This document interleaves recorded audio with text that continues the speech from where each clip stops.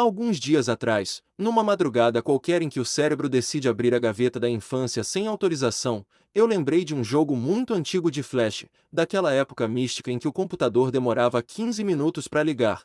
O mouse tinha bolinha e a vida era mais simples porque ninguém discutia em fórum se coelho azul era Sigma ou Beta. O jogo se chama Climate Chaos, e ele começa com o nosso protagonista, um coelho azul, lindo, reluzente, com aquele olhar vazio de quem claramente tomou decisões financeiras péssimas, mas vamos chamá-lo carinhosamente de Betinho Azul. Porque sim, porque eu mando nessa narrativa. O Betinho Azul sai do porão do navio tropeçando, com cara de quem acordou sem lembrar onde está, por que está, e principalmente de quem era o rim que ele vendeu para pagar essa passagem. Ele corre pro convés, sentindo aquele vento gelado na cara, típico vento de não devia ter vindo. Ao longe, surge uma ilha. Não é uma ilha bonita, não é uma ilha acolhedora, é uma ilha que grita: aqui vai dar problema.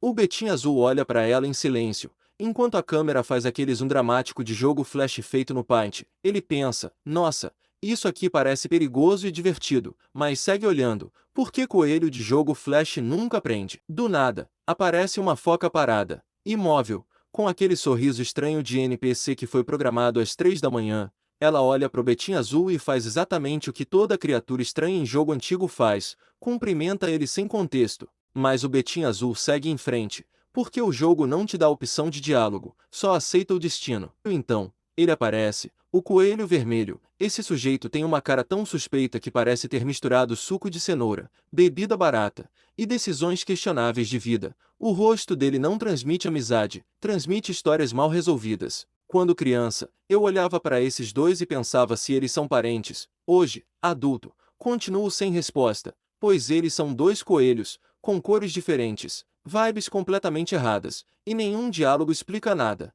É tipo reunião de família onde todo mundo finge que tá tudo bem. De repente, o navio faz aquele barulho dramático e anuncia que estão atracando no porto. O Betinho Azul fica animado demais, tipo, animado no nível de pular, girar, quase atravessa a tela. Ele dá um salto tão grande que parece esquecer a física básica, aterrissando direto no porto como se fosse normal. E aí, como se o jogo dissesse: toma mais um trauma, surge o bicho com cara de agiota. E definitivamente sabe onde você mora. Ele olha pro Betinho Azul de cima a baixo, com aquela expressão de que você me deve algo, mesmo que ainda não saiba. O Betinho Azul engole seco, a música de fundo fica estranhamente alegre, como se nada estivesse errado, mas tudo está errado. Porém, aqui, no porto, que Climate Chaos para de ser só mais um joguinho flash e vira algo que você, criança confusa com mouse de bolinha, olha e pensa que isso aqui é bem diferente. O jogo começa a mostrar seu verdadeiro truque de magia: o billboarding. E não, não é outdoor, nem propaganda de político em poste, pois billboarding é uma técnica gráfica onde os objetos não são modelos 3D de verdade, mas sim sprites 2D que sempre giram automaticamente para ficar de frente para a câmera, ou seja, você anda pro lado, o objeto gira, você chega mais perto, ele cresce, você se afasta, ele diminui. Você nunca vê o lado errado do objeto. Essa é uma mentira muito bem contada. O cérebro aceita, o olho agradece, o flash chora de esforço. E Climate Chaos usa isso em tudo, nos personagens, nos prédios, nas árvores, nos objetos, e provavelmente até os sentimentos do Betinho Azul. Para a época, isso era bruxaria computacional nível inquisitorial. Não é à toa que você sente que alguém foi churrascado vivo depois de inventar esse dialeto visual. Mas depois de contemplar essa obra-prima gráfica, o Betinho Azul conversa com o bicho agiota e falacioso do porto, mas a conversa é modo de dizer, porque o jogo não tem diálogos escritos, só tem figurinhas, símbolos e pictogramas que parecem um dialeto antigo, perdido na época da Inquisição, cujo criador provavelmente foi acusado de heresia e grelhado na praça pública. Mas, segundo minha interpretação avançada de imagens confusas, o agiota basicamente diz: curtiu a ilha? Vai no hotel. Nada suspeito, nada estranho, nenhum golpe iminente. O Betinho Azul entra no hotel todo inocente, pensando que talvez possa comprar alguma coisa. Aí vem o plot twist mais revoltante da história dos jogos Flash. O dinheiro acabou, por causa da foca. Sim, a foca, a mesma foca do porto, a mesma foca com cara de NPC alegre, a mesma foca que parecia inofensiva. Agora, respira fundo, porque aqui vem, que tipo de ser vivo, que tipo de criatura marinha, que tipo de erro da evolução, vai numa viagem de barco para uma ilha cercada de água com clima estável e decide gastar todas as economias em guarda-chuvas. Mas não é um guarda-chuva, não é dois, são vários, é um estoque, é um atacado, é praticamente uma franquia da Guarda-Chuva e Filhos Ltda. E qual é o plano? Foca. Você achou que ia chover guarda-chuva? A ilha ia virar Londres? Você ia abrir um guarda-chuval? E mais, quem compra guarda-chuva antes da chuva? Isso não é prevenção, isso é consumismo irresponsável aquático. Enquanto o Betim Azul vende rim, atravessa o oceano, encara agiota criptográfico, a foca pensa, e se eu comprasse todos os guarda-chuvas disponíveis? Parabéns, você não só faliu o grupo, mas quebrou a economia local, impediu upgrades, e ainda não resolveu absolutamente nada. Essa foca não é personagem secundário, ela é um aviso social. Mas enfim, depois de falar com todo mundo possível no hotel e na ilha, o Betim Azul começa a perceber algo muito errado. Ninguém ali fala normalmente, todo mundo se comunica por figuras estranhas, tipo sol feliz, nuvem triste, seta confusa, símbolo que parece um pão, mas talvez seja o conceito de tempo. Isso não ajuda, isso atrapalha. Você começa conversando com uma foquinha fofa que claramente ama o clima, o planeta, a vida, o universo e talvez faça yoga. Mas 5 minutos depois, você tá frente a frente com um urso completamente maluco, que parece estar explicando como o universo nasceu, morreu e renasceu num loop eterno de energia cósmica, mas na verdade ele só quer te vender um relógio. E não é qualquer relógio, é aquele relógio que pode ser usado, pode ser falso, pode ser roubado, ou pode ter sido encontrado misteriosamente no fundo de um barco abandonado há 7 anos atrás, e depois do agiota do porto, você já não confia em mais ninguém. Eventualmente, depois de muito sofrimento semântico, você consegue falar com outra foca, essa pelo menos tem um barco, ela te leva para outra ilha. Porque sim, videogame antigo funciona assim, você não resolveu nada aqui, vá para outro lugar. Só que aí acontece, uma fonte de água. Normal, bonita, tranquila, de repente, a água some, não escorre, não seca, ela simplesmente desaparece. E no lugar da água surge uma escada, sim, uma escada escondida dentro de uma fonte numa ilha isolada. Isso não é estranho. Isso é manual de como morrer em filme de terror. Agora, qualquer ser vivo minimamente sensato teria 3 opções. Opção A: chamar alguém responsável pela ilha, um guarda, um prefeito, um adulto funcional. Opção B: avisar os amigos, isolar a área, colocar uma placa escrita não entre, escada suspeita. Opção C: entrar lá sozinho, sem avisar ninguém, como se estivesse indo pegar pão. E o que o Betim Azul faz? Ele escolhe a opção C. Claro que é a opção C. Porque o Betim Azul é aquele tipo de personagem que vê um lugar escondido, misterioso, potencialmente mortal, e pensa, nossa, deve ter loot. Sério. Vamos analisar. Estamos numa ilha isolada, com uma fonte falsa, escada secreta, ninguém por perto. E clima estranho. Isso é a armadilha perfeita. Se tivesse um serial killer ali, ele nem precisaria correr atrás das vítimas. As vítimas entram sozinhas. Mas lá vai o Betim Azul, descendo a escada, sem arma, sem plano, sem seguro de vida, movido apenas por curiosidade e responsabilidade.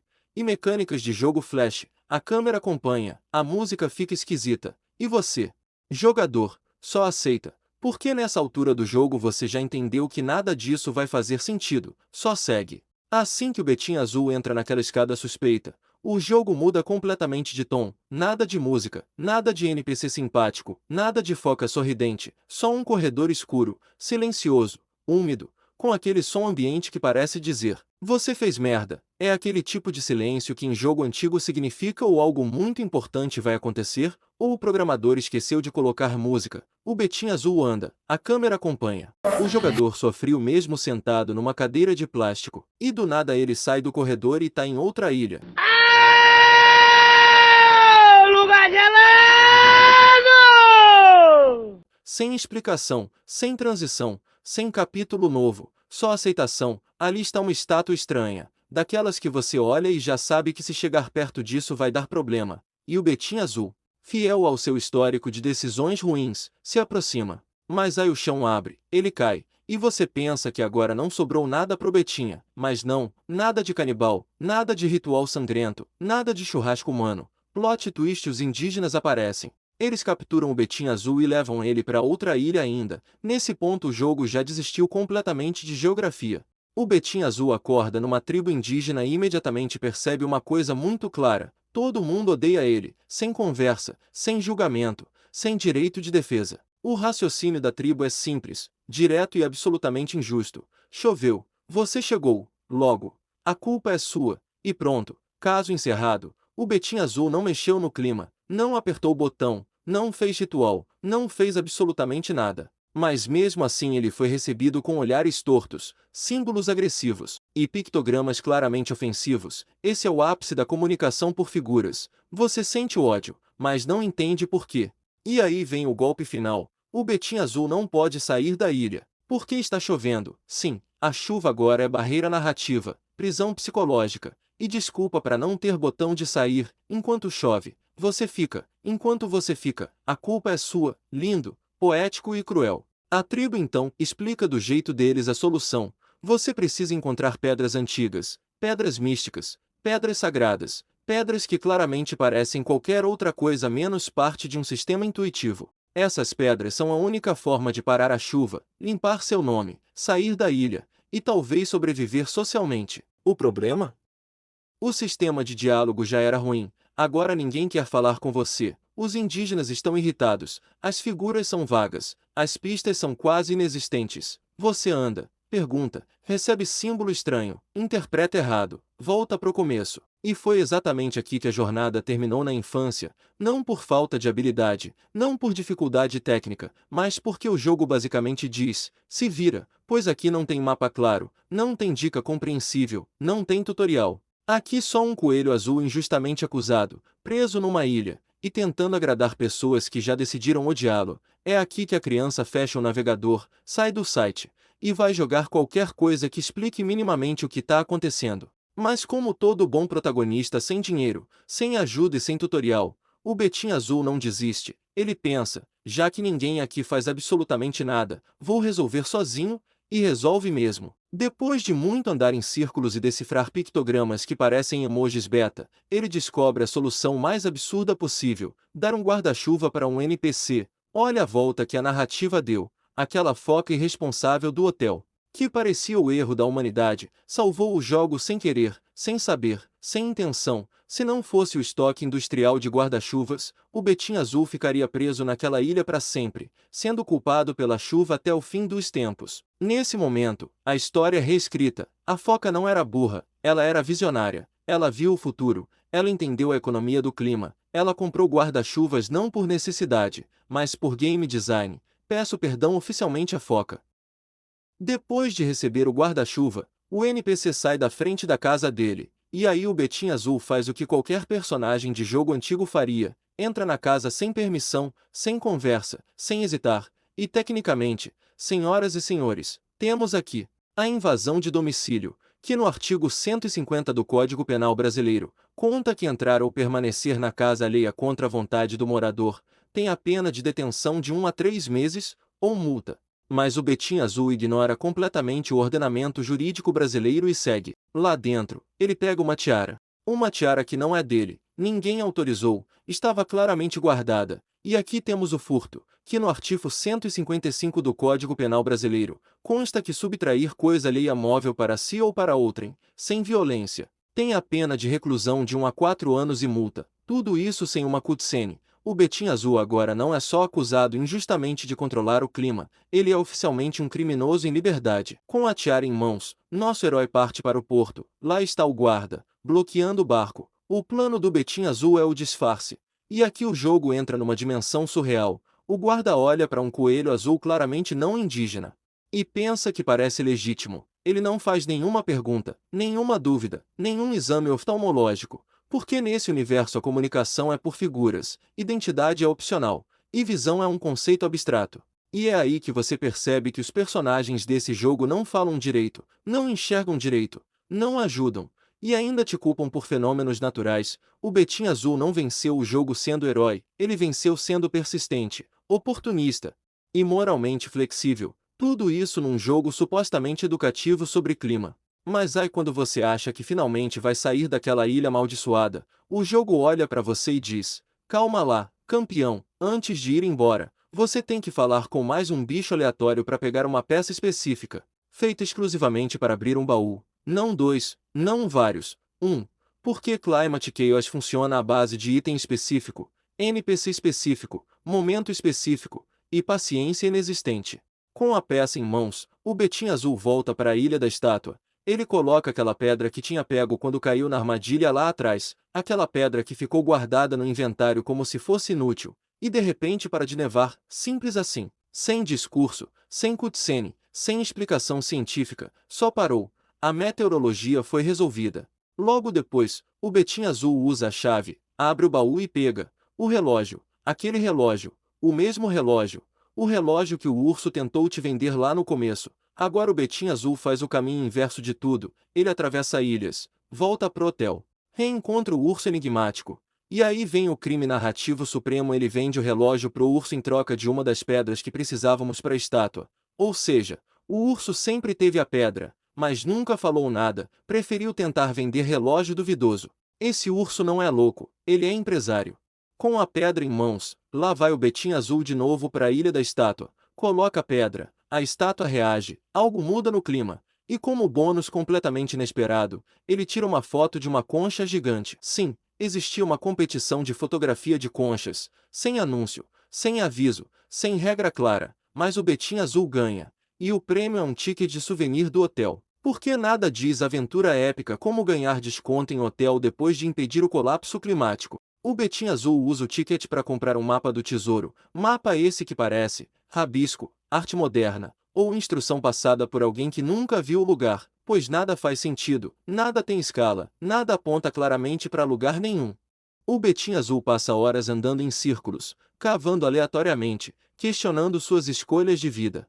E aí, ela aparece de novo, a foca do guarda-chuva. Ela oferece a pá e o balde. E nesse momento tudo fica claro. A foca comprou guarda-chuvas, ajudou na chuva, emprestou ferramentas, nunca julgou, nunca enganou. Ela não é NPC secundário. Ela é o verdadeiro herói da história. Peço desculpas formais pela crítica inicial. A foca estava certa, sempre esteve. Depois de pura sorte, porque a habilidade já tinha acabado, o Betim Azul encontra o tesouro. E o que era?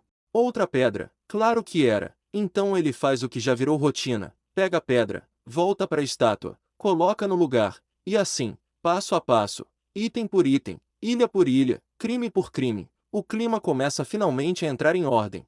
Nesse ponto da jornada, falta uma única pedra, o jogo decide fazer o seguinte, não explicar absolutamente nada, nenhuma dica, nenhum símbolo útil, nenhum NPC apontando direção, você só fica ali, indo de ilha em ilha, falando com os mesmos animais, vendo os mesmos pictogramas, repetindo o ciclo como se estivesse preso num purgatório climático. O Betim Azul vira um fantasma, ele já não anda, ele vaga. É o momento clássico em que a criança pensa, sou burro, mas a resposta correta sempre foi, não, o jogo é. Depois de horas de sofrimento, algo acontece, o Betim Azul volta para a Ilha dos Indígenas, fala novamente com o chefe da tribo. E aí vem a revelação digna de roteiro de novela mexicana. O filho do chefe é o agiota do início do jogo. Sim. Aquele bicho do porto. O cara suspeito. O primeiro NPC duvidoso da história. Tudo estava conectado desde o começo, mas o jogo nunca achou necessário avisar isso. O Betim Azul então faz o que nenhum herói clássico faria. Ele tira uma foto do agiota. Não enfrenta, não discute, não argumenta. Ele simplesmente mostra a foto pro chefe e basicamente diz, ó teu filho aqui. O chefe olha, reconhece, fica feliz, feliz, não chateado, não preocupado, não questionador, só feliz, emocionado ao descobrir que o filho está vivo, saudável e aparentemente explorando turistas. O chefe faz o gesto mais importante do jogo inteiro, ele entrega a última pedra, assim, de graça, sem missão adicional, sem puzzle. Era só isso o tempo todo. O Betim Azul corre emocionalmente exausto até a estátua, coloca a última pedra, a chuva para. O clima se estabiliza, o mundo volta ao normal sem discurso final, sem moral explícita, sem parabéns, só silêncio e aceitação. A aventura termina da forma mais simples possível, o Betim Azul volta pro barco sem glória, sem estátua em homenagem, sem pedido de desculpas por terem culpado ele por fenômeno natural, ele só vai embora, com a sensação de que foi injustiçado. Foi explorado, cometeu alguns crimes, mas resolveu tudo mesmo assim. Climate Chaos termina exatamente como começou, confuso, silencioso e estranho. E quando você olha para trás, Percebe que o problema nunca foi o clima, nunca foi a chuva, nunca foi o coelho azul. O verdadeiro caos era a falta de explicação. Mas mesmo assim o jogo marcou, porque ele ensinou uma lição que poucos jogos têm coragem de ensinar. Às vezes, a solução não é lógica, às vezes, é só falar com a pessoa certa, com a câmera certa, depois de 4 horas andando sem rumo. Clássico absoluto, traumatizante, icônico. E esse é o fim da jornada do Betim Azul.